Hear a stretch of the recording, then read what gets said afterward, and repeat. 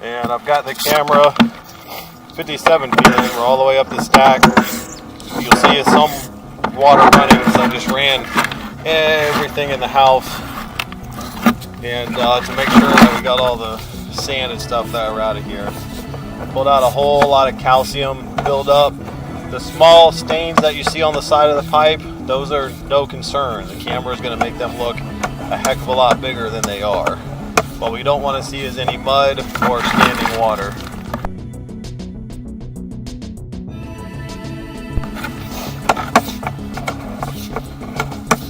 There was a couple spots that had just a little bit of standing water, but as long as you're not flushing any, kind of tampons or flushable wipes down the drain, I always recommend people for the furthest toilet to use Scott 1000 toilet paper, because it really does a good job breaking up when you flush.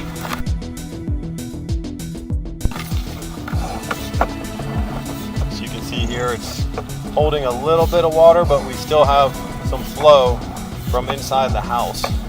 So that's why I would recommend that Scott 1000, is because it won't get stuck in that little dip that you saw right there. It'll actually break up. The thicker toilet paper, the water is going to outrun the waste, and it's just going to sit there. So you see here how there's not as much water. There's a little dip in the pipe right after that fitting. If you haven't really had any problems, I wouldn't go digging up the house or anything. Cleaning the lines, jetting them out should absolutely help. You can see I still have some water flowing at me.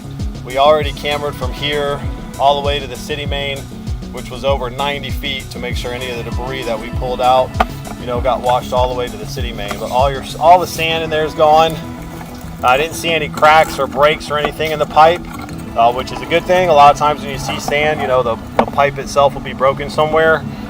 So who knows how long that sand's been in there, but it's all been removed and it looks good. Thanks for watching.